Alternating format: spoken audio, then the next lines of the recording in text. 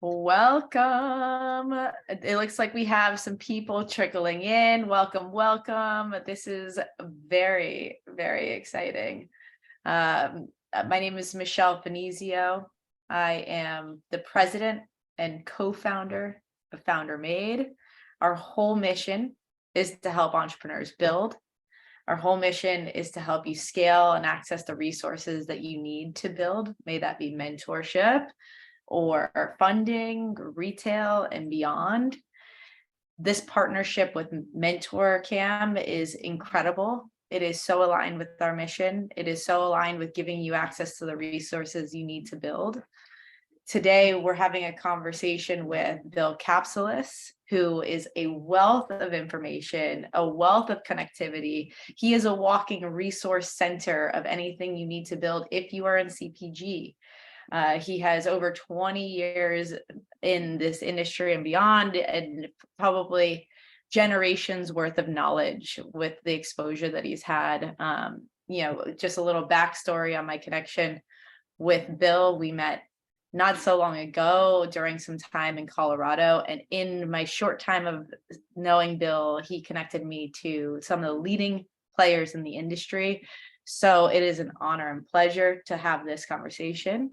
It is an honor and pleasure to have the conversation with Rune as well, with whom I share, this mission of helping entrepreneurs build and making sure that you listeners, you builders that are out there sitting in, the trenches of execution, have the resources that you need and know that there's people like Bill, like Rune, like, myself here at FounderMade, that we are here with you, for you.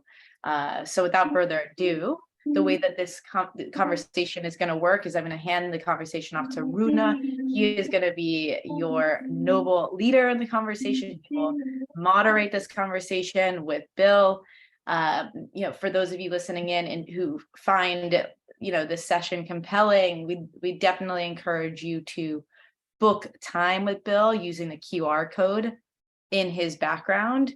This QR code will be available to book free time with him, but it is only available for the first 5 people who scan it and book that time. So please do take advantage. This is amazing as an opportunity. And again, he has a wealth of knowledge, so please do take advantage. It is available through the QR code. Today's topic is how to nail omni-channel and accelerate growth. So without further conversation here, I'm going to hand it off to Rune. Rune, if you can jump in, take it away, and then I'll jump in, here and there. I'll be here in the background, but towards the end, we'll loop back on Q&A. All right. Well, thank you so much and welcome. Thank you. Michelle, thank you. Thank you so much. That was a wonderful introduction. I'm super, super stoked to be here with you and you as well, Bill. And everyone is participating. For those of you who don't know me, I'm the founder and CEO of Mentorcam.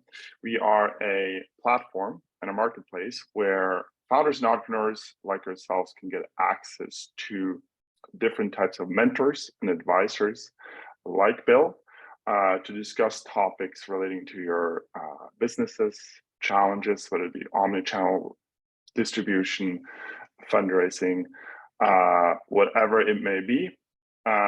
We connect you with the right mentors. And as Michelle mentioned, the first 5 to book Bill will get a complimentary session with him. So I'm super, super stoked for this conversation because the first company I founded more than 10 years ago was an apparel company, an apparel brand. And one of the things I really, really struggled with was wrapping my head around omni-channel strategy. So to kick things off, Bill, what is omni-channel? What is an omni-channel strategy? Okay, thanks. And I just have to add my, I'll just jump in on the love fest here. Michelle, it's been really great making the connection with you. And we did make the connection one-to-one in person, and we did attend a fun event together, and you got to meet one of the key leaders in the food industry, which was just by chance, which was so fun, right? And I know the work that you do, and I love what you do, and trying to support you any way I can, because I think it's awesome to give CPG brands exposure the way you do. And Rune and I are new friends.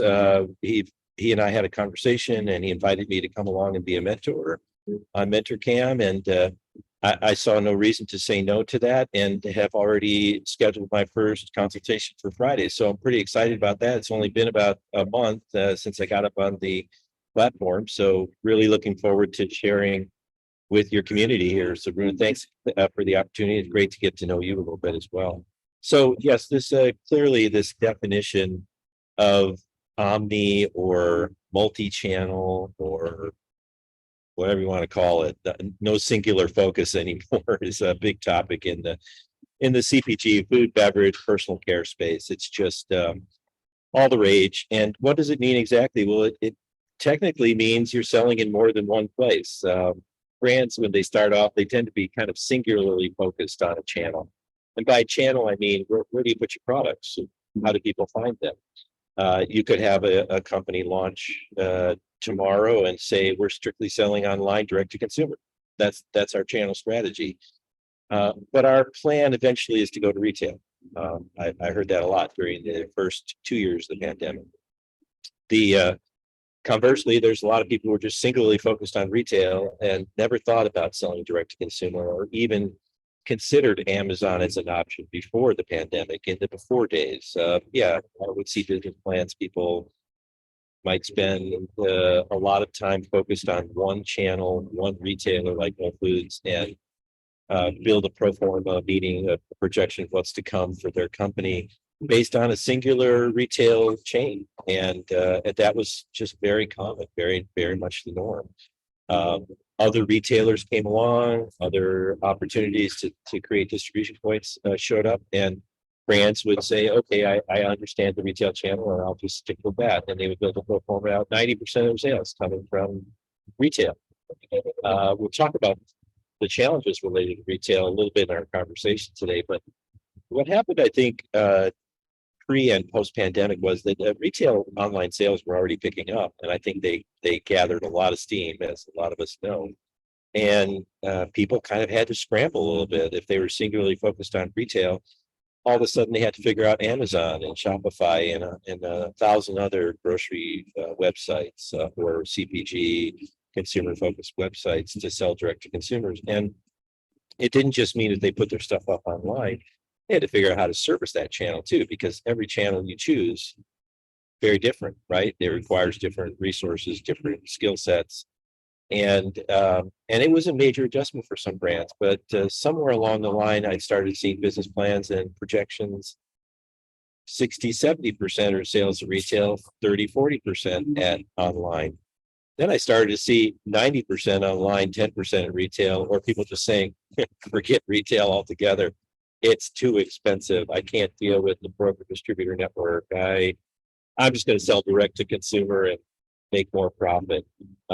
So it has shifted, Rune, and it's interesting how as people have gotten more savvy, I guess, with it, and more experts have shown up to support these brands, that there's been a huge learning curve for a lot of them. They weren't that savvy about direct to consumer or fulfillment.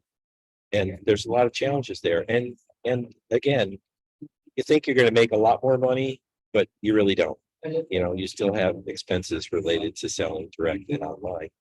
So that's just one angle about how things shifted dramatically from singularly focused retail. All of a sudden, now we're talking, online shopping and direct to consumer. And that's been a major shift, I think, in the food beverage space in particular, and also with personal care and beauty. Now, vitamins, nutritional supplements, some makeup products, some personal care products travel pretty well during, in the mail, versus like frozen foods or foods that have to be kept cold. So there's a lot of challenges with foods that don't travel well, going direct to consumer. Yeah. I think, yeah, go ahead. I know there's probably a follow-up from. Yeah. So when brands are transitioning into an omni-channel strategy and very often, you have to manage scarcity of resources. Like Absolutely. how should brands think about resources when making these types of transitions and shifts? Yeah, I think the first rule of thumb is don't kid yourself that you're going to make more margin. I've worked with well over 500 brands, and margin is a big deal. If you don't start off with enough margin when you're going to retail, and you think you're going to gain a lot of advantage going direct to consumer, you're probably not. You're going to still have to invest in the marketing aspect of that. So when you sell at retail, you have broker fees, you have distributor fees, and you have retailer promotions. So you're kind of kidding yourself if you think, oh, I'm gonna kill it direct to consumer on Amazon because I'm not going to be using margin resources to pay brokers, distributors for promotional fees. So typical retail promotional expense might be somewhere between 10 and 20%. So people think, oh, I won't be spending that anymore, so I'll get back that into my gross margin. That's number one. Like, don't kid yourself. It is gonna. You still have to. I mean, think about when you go to Amazon and you type in shampoo. It's like millions of hits within 0.3 of a second. You have to somehow differentiate yourself, and I think most brands will tell you when they made the transition or they have made transitions to online grocery, they've had to invest in that, and what they're investing in is essentially day-to-day keyword searching, image searching, and even now video searching to try to drive consumers to their brand, to their shop, to buy their stuff. No different than trying to get their attention in the aisle. And in some cases, probably even less difficult, because when you go and shop in the grocery store in a particular category, there might only be 20 different brands. Online, there could be 200,000. So you still have to sort yourself through all that. And the only way to do that is to pay. Right. So you need money. You need money. That's a number one resource, Rune. It's like you have to allocate resources to do any kind of marketing and sales. And when you build a distribution network at retail, you're building essentially a broker distributor network. It's a 4-leg stool that we didn't create or invent. It's in place. It costs money. And it involves the brand, the broker, the distributor, and the retailer. That's sort of the simple equation, right? It's hard you can't avoid it. Essentially, it's in place, and every step of the way it costs you money. When you go online, you still have resources you have to allocate for your online grocery store and for your promotional aspect. And one of the big changes has been influencers and TikTok and some of the other social media companies, have come along, and they're helping brands gain exposure, but it's costing these brands money, and they don't think about that. That's number one. Number two is that beyond resource allocation of money, what about people? And we're not all experts on everything, and I could guarantee you, having worked with a lot of founders, they're really, really good at a few things. They're not great at everything, and so they don't know how to work an Amazon account. There's a lot of expertise involved in that, and a steep learning curve, and a lot of them aren't going to take the time to learn it. So they've got to hire expertise. So that costs them money. And right now, I was talking to a brand a couple of days ago. It might cost that brand $85,000 to $125,000 to hire a true unicorn manager of online social digital, and it's going to be, it's kind of a hit to his numbers, and he's got to think that through. So people got to have expertise, and there are agencies with lots of expertise, and they charge retainers, and so you have to allocate funds for that. You can't just sort of say, I'm going to go into wholeheartedly into online shopping, online grocery, and direct to consumer, and not allocate resources to it, not only the money but the people. So you got to have the expertise, right? And then the game changes a lot. I don't know if you've dealt with Amazon, and Michelle, maybe you have, and some of your brands have, but Amazon shifts the ground quite a bit, and so you have to kind of keep learning and relearning how to work with Amazon, and it's pretty common. So there's a people component, a knowledge component that goes along with that. And lastly, there's a distribution component. Like you got to get these products into people's hands. So that means you either have to ship yourself or ship from a distribution warehouse or a fulfillment company. And so you have to allocate resources to that and go do the research and find those companies. And there are fulfillment companies all over. But you got to go find them. You got to put that in place, and you got to manage that. And so it's not as simple as it seems. Like, oh, we'll sell a bunch of stuff and we'll just send it to people. You know, especially if it doesn't travel well. Like if it's heavy, if it's glass, if it needs refrigeration or freezing, there's a lot to consider there, and you're adding cost when you do that. So if you start off with a low margin, you're in trouble. Yeah, yeah. There's a lot of things to wrap your head around, and I think another maybe follow-up question to that, going a little bit off script, but Yeah, you know, finding the right people, finding the right agencies, and agencies specifically, because the agencies will always try to sell you. How do you determine what is the right agency? yeah. I think well, I'm kind of a firm believer that the right people kind of show up at the right time. So I believe that if you do your research, you might only work with someone for a year. I was talking with this client, you know, friend, really an advisory friend. And he's in a challenge right now. He had an agency for a year. It was a pretty high retainer. He had someone internally that was learning the business with him, and he decided to get rid of the agency. Now he's rethinking that and trying to reduce the retainer. He kind of knows what he wants right now, so he's had some experience with it.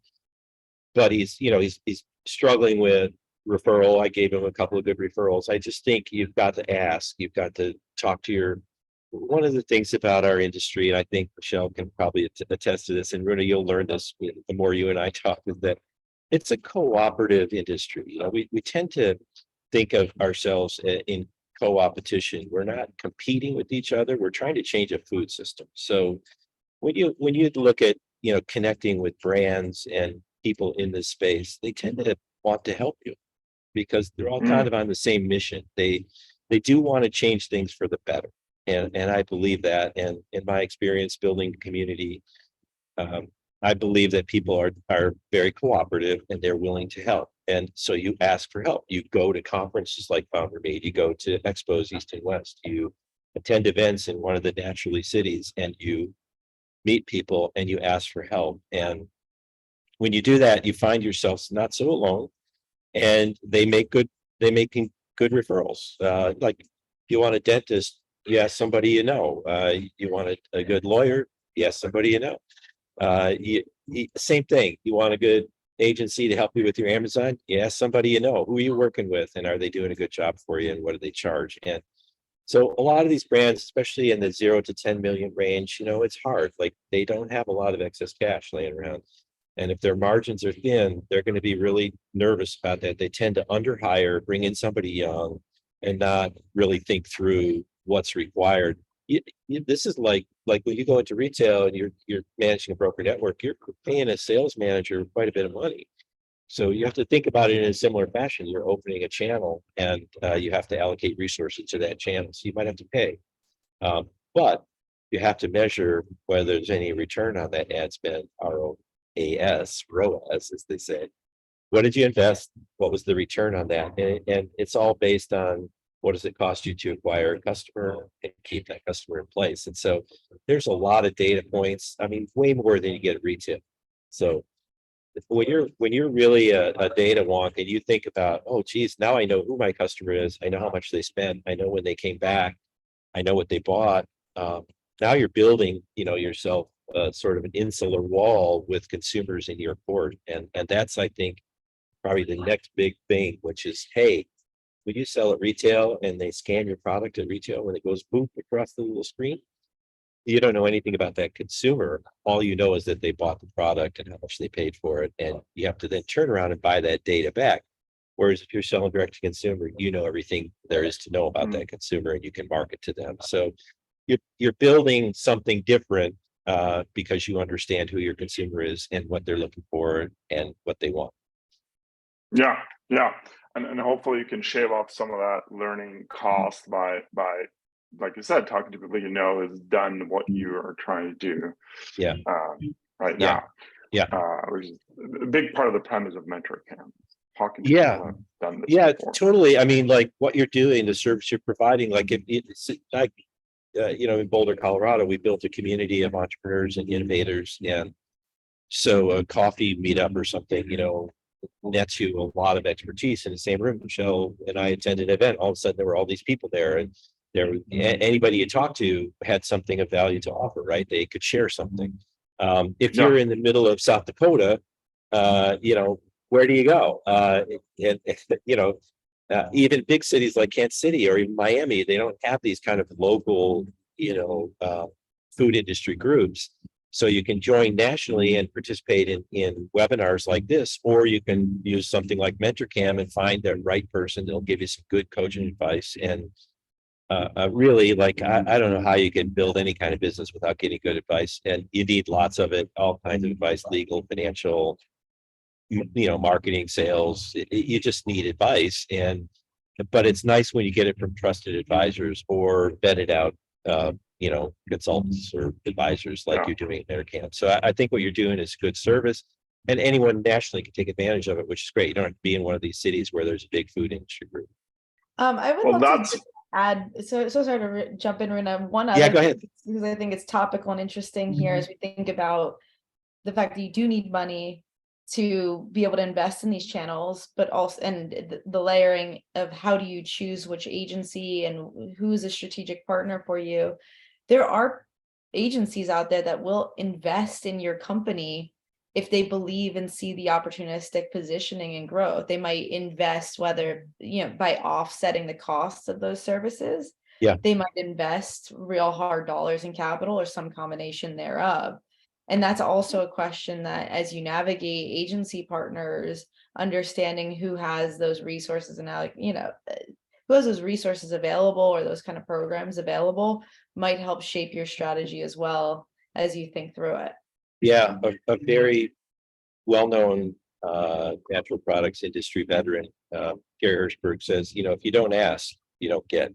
So you're in a negotiation with an agency. If you say, hey, I can't afford your $10,000 a month retainer, can we work something out? You And just don't know. some of the best companies you've seen out there built partnerships with their leading manufacturers when they were launching the business, and those manufacturers became partners from offsetting costs at the onset to get to market, but also long-term investors, and rode that wave. A company called I think it's called We Are Lively. It's a lingerie company started by an executive from Victoria's Secret. She built her company and sold it for over 100 million. And that was how she started, was getting that kind of investment and growth capital from offsetting of costs with that manufacturer. And I also think when you're manufacturing food, or beverages or personal care, your co-manufacturer. So, fun story, like Lara Bar, Lara was producing her bars at a small co-manufacturer in Boulder County. And, they were on a classic sort of structure where she paid them to produce her bars, put a wrapper around them, put them in case packs, shrink wrap those case packs on a pallet and ship it to a warehouse. And that went on for a long time. And then at some point, General Mills came along and bought Lara Bar for quite a bit of money. And the co-manufacturer kind of, kind of scratched their head and said, oh my God, like we could lose this account, right? I mean, co-manufacturing is basically a business of pennies. You produce a product, you make a few cents on each thing, and it just goes on and on like that until either they outgrow you or you outgrow them, or they go away or they get bought by somebody. And so the lesson there for this co-manufacturer was maybe we should own parts of brands going forward, so that if they do get acquired, we get some return because we've been integral in their growth and in their success. And so that turned a bunch of heads when that happened, and this man did not own a part of Lara Bar. And then going forward, they started negotiating contracts where they did give a break on the production manufacturing side of things for an ownership perspective in brand, because they were trying to, to assist brands in going to that next level. Yeah, yeah. So getting that strategic investor on board can also be a segue into finding that sort of key expertise Yeah. um, Yeah. Since as we kind of, well. yeah, we kind of flipped into the investor side of things there. Rune, do you want to go into a little discussion about that right now? Yeah, sure. We can cover that as well. Okay.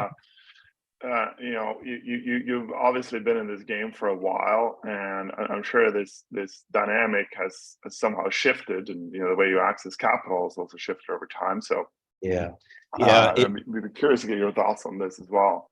Yeah, and I think probably people listening on this call who have dialed in that have been in the CPG space for a while have witnessed this as well. I'm certainly no pundit, but I do talk to a lot of brands who are seeking funding, and also a lot of private equity and venture capital people who are funding brands. And it's been a sort of came to a screeching halt about a year and a half ago. Somewhat predicted by some people I know in the industry that maybe the money would slow down a little bit, either during or post pandemic. And indeed it did. And I picked up a Food Dive article from a friend of mine, and I shared this with you earlier, Rune. But in Q1 of 21, there were 2,316 deals for $2.3 billion. That was in 21, which was the second year of the pandemic. In Q4 of 22, there were only 785 deals for 800 million. So this, like, all of a sudden, everything just kind of everyone just screeched back and slowed down on the investment side. In talking with private equity people, and I do talk to them pretty regularly, I don't broker deals. I don't find people money. I have so many brands that are in my queue that are asking me, hey, I need to raise, 500 grand, or I need to raise 750 grand. Who should I talk to? So I do know private equity firms. I do know that they have guardrails. I do know that they look at brands. And one of the things that's been happening is that the private equity world has decided that not only is growth important, but profit is as well. Now that sounds really weird, because wouldn't you think it always would be? But been in the game for a while, and it wasn't always. It wasn't always true. Growth was sort of yes, get out there, get into a lot of distribution points, get into 20,000 stores. The profit will come.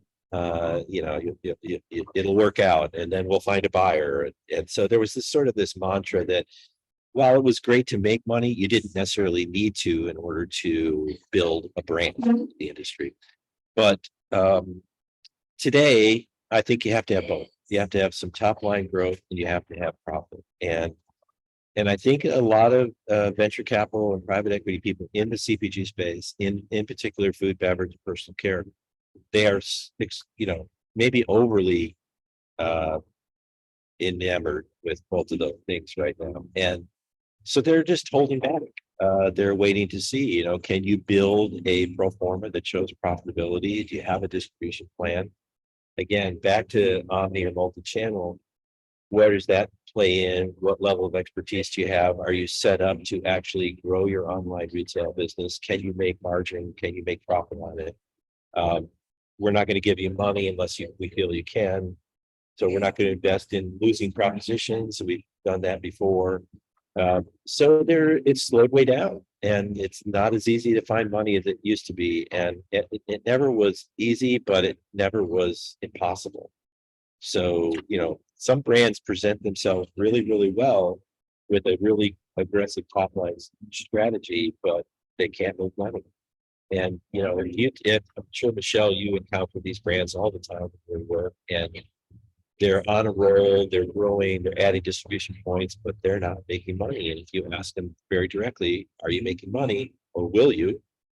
They stumble a little bit on the answer. It's kind of tough, and it's hard to hear.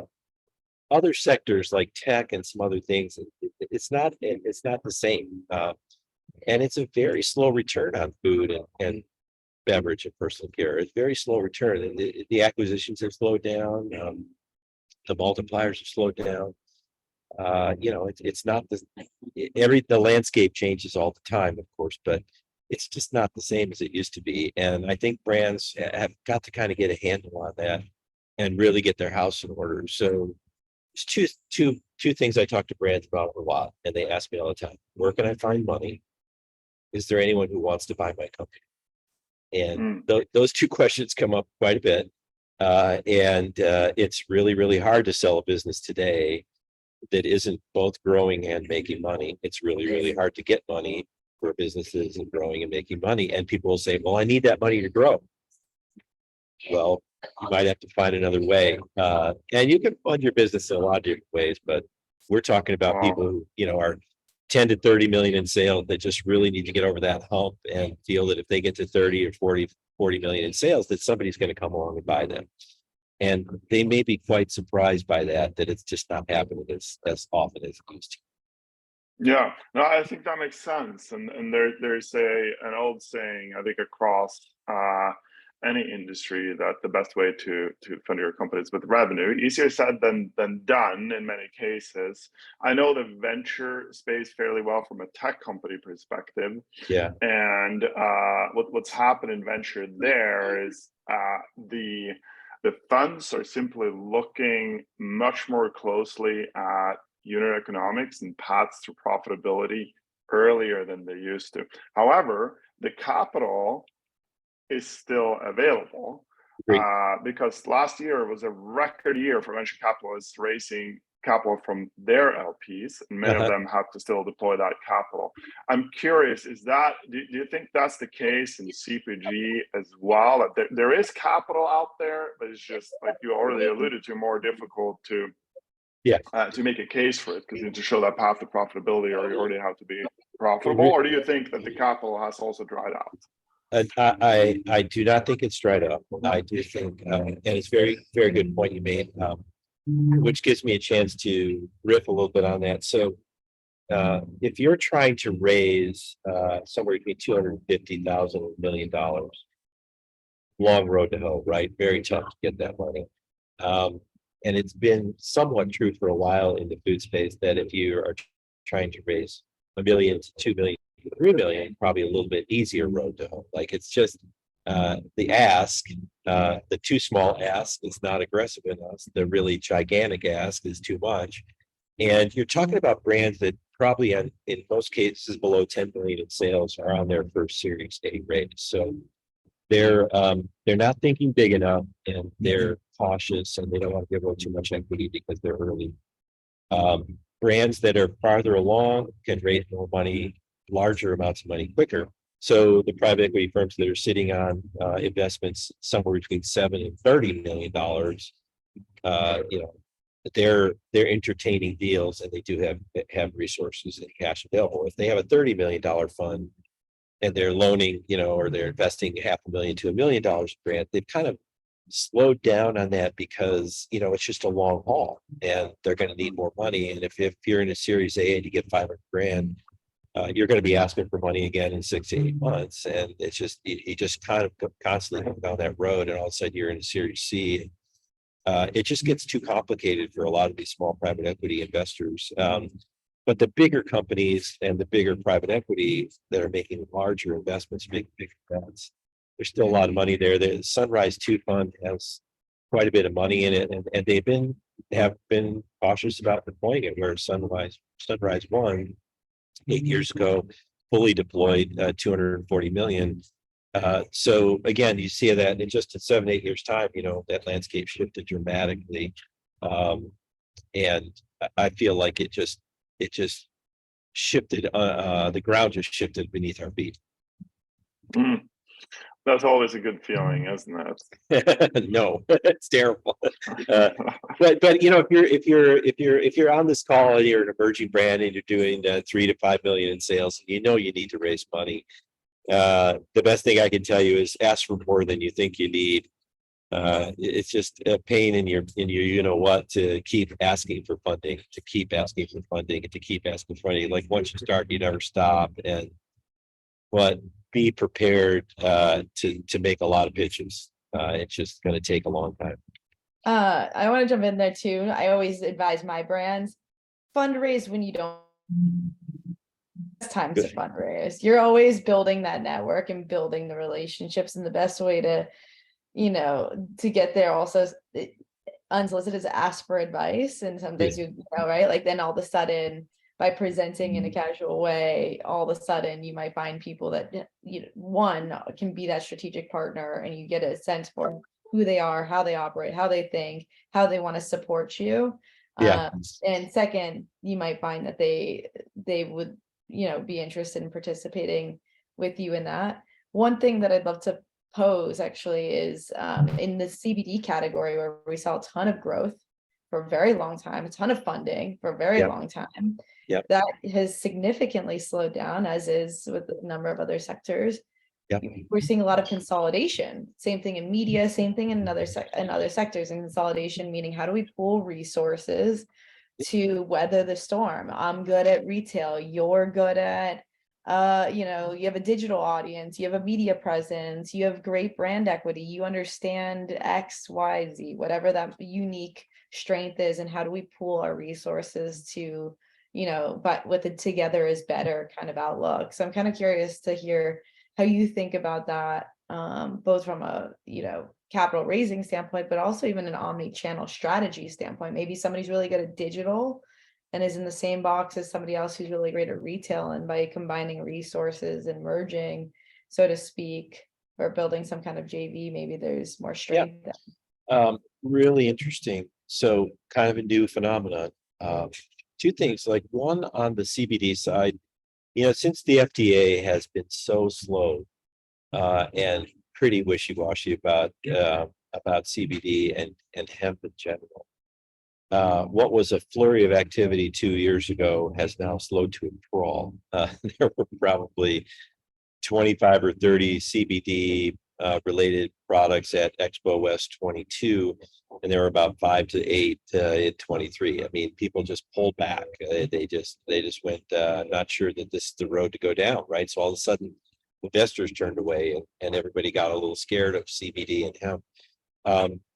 This joint venture or merger thing, Michelle, is really interesting, because I saw at least 5 different versions of that occur in the Boulder area recently, where you had some companies in similar space, but not really, maybe an ingredient supplier, maybe a bar manufacturer, coming together and doing a co-manufacturing arrangement, and then a quiet merger, if you will, combining the two companies, rolling up into one entity, combining strength, somebody who's really good at sales marketing on one team, somebody's good at finance operation on another team, combining those two operational skill sets together under one roof, making the products under one roof, and hopefully in the long run surviving, because both of those companies, in one particular instance, out looking for money, can't find any money. They're doing $1.5 million in sales, trying to raise money to stay afloat, and all of a sudden, cut costs significantly and combine with another brand. Whatever those deals look like, whether there's any money that transitions, or whether it's we'll pay off your debt and we'll combine the two things. Here's a job for you. Here's a job for me. Survival and thriving with the two brands, more important, keeping them alive. In other words, keeping the momentum going the best they can. Really important to them. So seeing a little bit of that, brands coming together under one, name, one new entity, and working together to go forward. In one case, combining 3 brands. Not necessarily, great for both founders. Maybe one has to leave, maybe one wants to leave. You just don't know. So there's that, and then I'm seeing some a little bit of activity with like co-manufacturing, I talked about earlier, investing in brands in the form of waive a little bit of the expense related to production and take an equity stake in the business. Agencies, like you mentioned, and a little bit of sort of unconventional sort of people outside of the space. I talked to somebody who does big HVAC projects that wanted to get involved in food but didn't know how. So they thought maybe they would just sort of, invest in a little food brand somewhere. It's just there. You never know, like where that money's going to come from. But it's not always private equity, not always venture capital, and not always another brand. It could be somebody completely out of the box that you don't know about. And so some creativity going on. I haven't heard of many agencies doing it, but I would love to see more agencies kind of get on that equity side of the deal and support brands. And you brought it up earlier. And if there are any agency people listening out there, I think a lot of brands would be open to that if you're up for it. So consider that, because they need help and sometimes they can't pay. Quick follow-up question on that. Yeah. Do you think it matters where the money comes from? Because I get a lot of questions of smart money versus not so smart money. How much does it matter, or is money just money? Okay, let's see. So thinking about the food, beverage, personal care space, these are brands started by passionate people.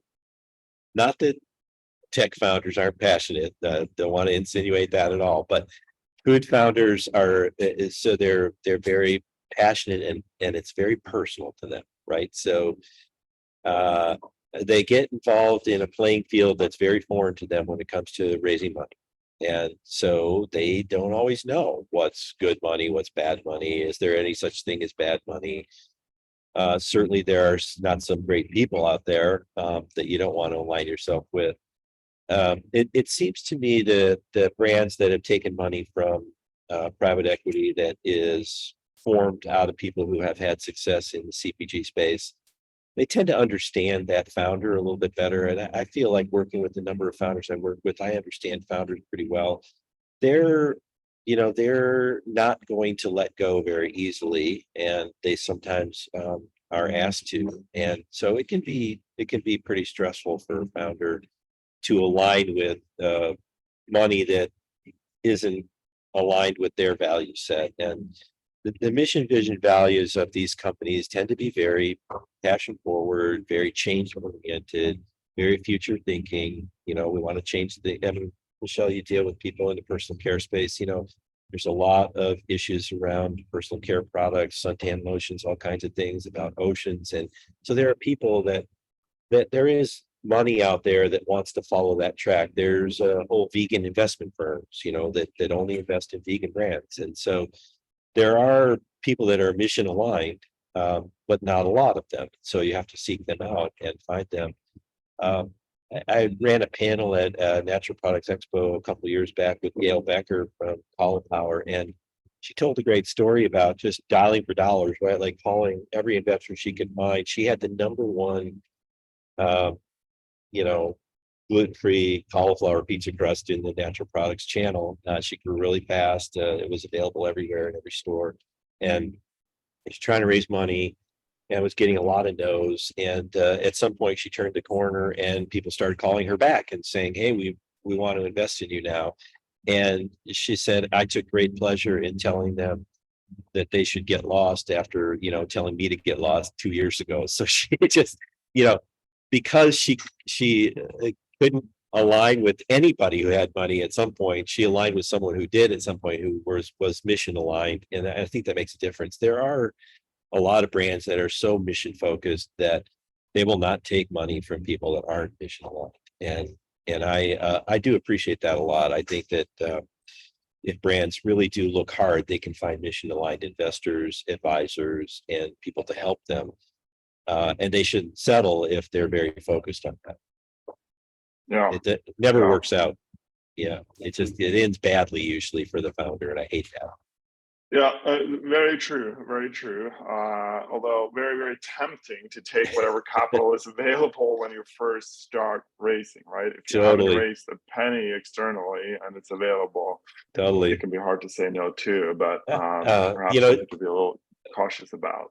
You mentioned tech, and I know a lot of tech people in Boulder, and their raises tend to be quite large, and even pre-revenue raises that just blow food and beverage raises away.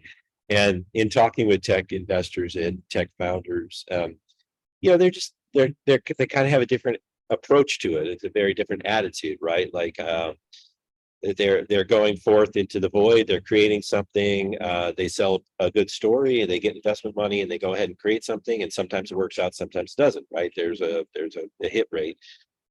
Food investors, they tend to want to align and do something good, and they like seeing these food entrepreneurs, but they don't give as much money, it seems. So it's kind of a weird thing, because you have to sort of prove something. Like a lot of investors have guardrails, especially in the CPG, food, beverage, personal care space. They have guardrails. If you're not doing $1 million in sales, don't bother sending us your deck. There's a lot of that. So they put this pressure on these food entrepreneurs and early stage companies to prove something, if you will.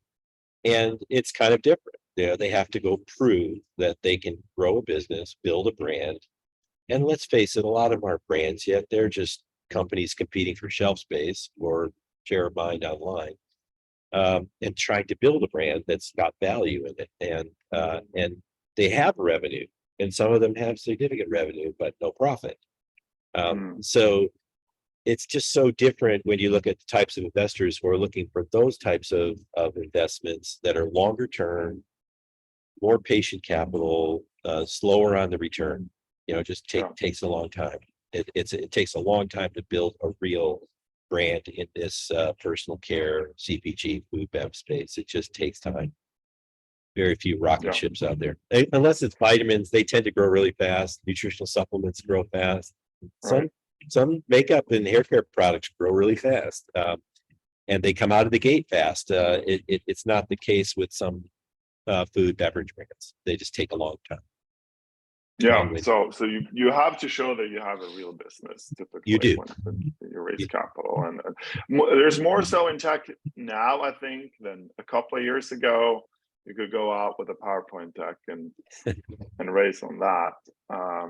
I know because I did it, but you definitely want to build a real business before you take on serious capital. I think, regardless of what industry you're in, because that's how you also get the terms that you can live with. I actually wanted to add some bits here, because we cover fundraising. We actually started as an investor summit, a little bit of history on FounderMade, and we did a ton of education around the options in the world of funding. There are a tremendous number of options outside of, traditional venture. I think there's a big, misconception or preconception that venture is the path. But to Bill's point, finding that alignment around, what is the growth path? What do we want to expect? Are you on board with how we are thinking about this fundraising strategy? Not every partner, is on board with the timeline that they're going to see a return on or need, and that can be dilutive. There's a ton of non-dilutive capital options like assembled brands, or, think about there's B2B financing options where they'll offset your invoice costs, like Clearco out there, or Dwight Funding is another great group. There's Kickstarter even, right? Kickstarter came to our shows, but there's the reason why I bring these options up is they all play different roles depending on where you are in your growth cycle, what unique strengths you have. If you have a lot of revenue but not that much inventory, you might look at one versus the other, versus if you have heavy manufacturing and heavy inventory but lower revenue.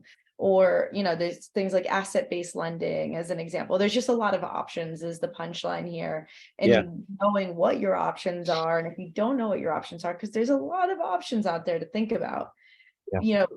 Joining forums like this and putting it out there and hearing from other brands that have explored these options that might be in something similar, things on social, on LinkedIn, right? And just but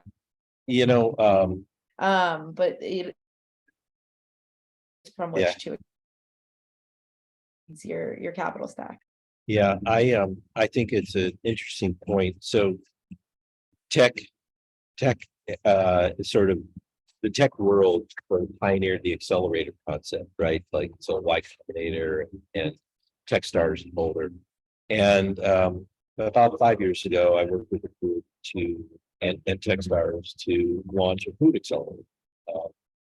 and many people said, why don't we have a food accelerator? Well, we had SKU in Austin and a few other, there were some internal accelerators going on with big companies. Chobani has their internal accelerator, some interesting large CPGs with their own internal investment arms like Coke's Drinkubator and a few other things. But there was just a pure like food accelerator concept until Farm and Fork came along in Minnesota, and that was a Techstars program, but they were not all food brands. There were different. There was a technology company and a few other food-based companies, but we decided we would go ahead and try and put one together, and we had a really hard time fundraising. And most of the response we got was, this is about 5 years ago, we don't really need one. Brands can launch into this industry pretty much on a shoestring, build a brand, and then go raise capital, and the capital is there if they need it, right? So we sort of like a right idea, wrong time, right? Create a food accelerator, get 400 applications, run a cohort of 12, take a little bit of equity, run through a program, and get them out there on a demo day, and hopefully attract the like-minded investors, and away we go. And one of the problems was Techstars, had a lot of investors, but they were mostly tech focused and they didn't understand food. So we were having to provide the list of potential investors. So again, this alignment and sort of the things that Michelle's doing at FounderMade and the work that New Hope does with their expos and trying to align like-minded investors with potential brands is really important, because there's no formal way for those brands to interact with investors right now. And so you just spend a lot of time and energy on alternate resources, talk to banks all day long, factor your invoices, whatever you can do to keep moving forward, right? It's sort of the mantra. And I kind of wish there were really true accelerators for CPG brands and personal care and food beverage space. And I think that they'll happen, but maybe there wasn't a need for them. Now there might be. Yeah, and that's a topic in and of itself. Do an accelerator or don't do an accelerator? It is. Certainly quite a few of them in the tech space. For a reason. For a reason, some it better works. than others. It works, yeah. Yeah, we did Y Combinator ourselves, okay. so I can definitely attest to that. But I do want to be mindful of our time here. We have about 8 minutes left. Okay. In case any questions? Yeah. Someone wants to sitting here with burning questions. I want to make sure we make time for those as well. So there's some questions that came in. Okay. If I may. Okay. We covered some great topics here. Please. Go ahead. So one question that came in was, what are some examples of companies?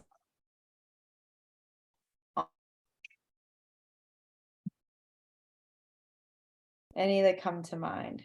I'm sorry, I lost you for a second there. I didn't hear the actual question. I am from my internet coming out. So it says, what are executing on successful omni-channel? Oh, okay. I think, Michelle, I'm sorry you're breaking up, but I think what I heard was, can I give an example of a company that's having a successful omni-channel strategy? Okay. Yeah, there's a company out of the UK called Wicked Foods, but I think is doing a really good job. So everything is vegan. It's an amazing array of products in multiple locations in the store. And their original we're going to conquer North America strategy was to get into grocery, conventional and natural organic, and put products in multiple parts of the store. In other words, if you're on the aisle and there's a frozen pizza with the name Wicked on the front, and then you go into the ice cream and then you go into the soup aisle and there's a Wicked soup and a Wicked burrito and whatever. You're seeing this brand everywhere, sort of like an onslaught at retail, right? It's a unique strategy and it costs money to do, but they're rolling along, being fairly successful with that. And then they get a call from the Moscone Center, which is a food service client that was not known to them necessarily, but they knew that Moscone existed. And Microsoft had scheduled a conference there with 100,000 attendees, and the chef at the Moscone wanted 100,000 vegan meatballs. So does the CEO of North America for Wicked Foods say no to that? No. They go ahead and find a way to produce 100,000 meatballs, get them in food service, and then talking with Pete, the CEO, he basically said, "Look, we weren't set up to really go after food service that aggressively, although we had been talking about it, sports arena and things like that. And food service is very unique, requires a certain type of sales approach. It's not the same as selling into grocery, and so they said that this is an opportunity for us. So they created a food service division basically. And now they've signed contracts with several ballparks and arenas and large convention centers to sell their products at food service. Pretty amazing, like very aggressive retail strategy, all of a sudden a left turn, but supported by, an actual sales division. And think about all of the things that go into that. Production has to ramp up, all kinds of stuff. So who knows where they'll go from there. You may find their meatball on an airline flight soon. Who knows? You just never know. And I think this happens a lot with some products that work well. Food service seems like a logical add-on, right? So it's like, oh, our products seem to work well at retail. People like them, but they're eating out. 50% of the food consumed in this country, 52%, something like that, is meals consumed outside the home. So if I eat a particular diet, why can't I find it somewhere else? And so all of a sudden, food service becomes a real option for some people, and it's just a whole new business model for a lot of people. So lots of examples of companies that sell at retail and sell in food service. And then thank you so much, Bill, by the way, for that answer. Another question came in that was, what are some common mistakes companies make when trying to launch an omni-channel distribution strategy? They don't fund it, and they don't have the resources or the expertise. And so they have big plans, no way to support them. And so they find themselves stretched too thin. They get unfocused. And I'll tell you, a lot of consultants will tell you right now, which I'm not, but I know a lot of consultants will say, focus. You're an entrepreneur. You need to focus. Choose something, and be good at it. And so knowing how entrepreneurs think, they tend to get a little bit distracted. They tend to think circularly, not linearly. They don't make a plan every day. They just deal with whatever's in front of them. And if something distracts them, they tend to get off track. And so a lot of people say, you got to focus. But if you think strategically, you should have a plan for everything in your business: marketing, sales, finance, operations, and including multi-channel strategy. You need to sit down and think about it and make a plan. Who or what steps would you take to be your first three, questions you would ask yourself, or the first three steps you would take to really nail down and confirm and just, ground that strategy? Okay. Yeah. Number one, I would say, do you know your customer? Do you know what they want and where they are? If you can figure out where they are and what they want and why they like your stuff, then put it where they are. And then thirdly, just you've got to have a plan, and you need to be able to fund that plan, and you need to allocate the resources to do it. In the Wicked example, they can't just go selling thousands, hundreds of thousands of products to food service and shortchange their retailers who they've been working on for 2 years to build that network. They've got to have enough production capacity. So you have to look at every aspect of that business: how you're going to fund it, how you're going to supply it, how you're going to distribute it, how you're going to support it. Who would you call to ground that whole up all those channels, right? And you think, but you're a first time entrepreneur, right? And you think you've got a plan, your customer, you think your customer, to just collapse the learning calendar here, avoid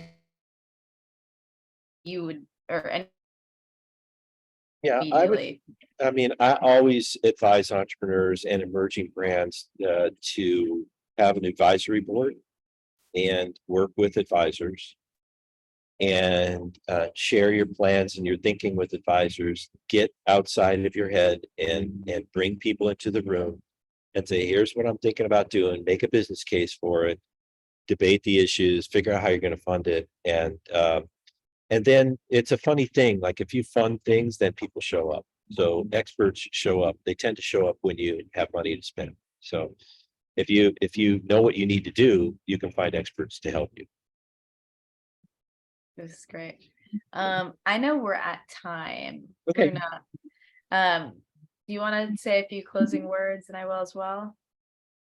Yeah. Thank you so much, everyone, for participating. Thank you, Michelle, for closing, and thank you, Bill, for carving out time to be our speaker today. I will also say, just adding to what Bill just said about putting together an advisory board.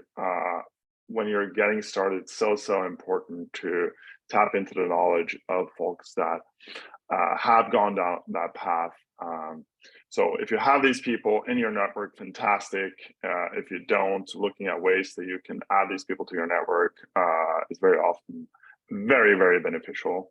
And hopefully you can also find some of them on Mentorcam as well. Yes, and same. Just a I'll little QR honest code plug. there. Yeah.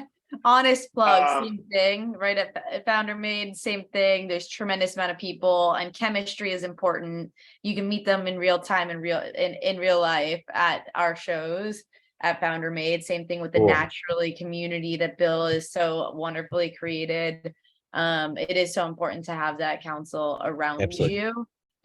Please book time with Bill. First 5 gets free time. QR code in the window. For anyone who'd like to join the FounderMade community, we're hosting a show October 18th. It's the D2C Summit. We talk about the direct to consumer channel. Innovation show addresses retail and D2C. You have buyers in the room, and you have people who are navigating these waters in real time, founders, strategists, agencies alike. So please do join us. We'll follow up with links for all of these things, but for everyone who listened in, you're wonderful. We love you. We appreciate you. We want to build with you. Please be in touch. And if there's any way that we can support here at FounderMade, feel free to write partnerships@foundermade.com. We'd love to hear from you. Thank you. Thank you. See you next time. See you. Bye. Thanks, everyone. Thanks. Bye.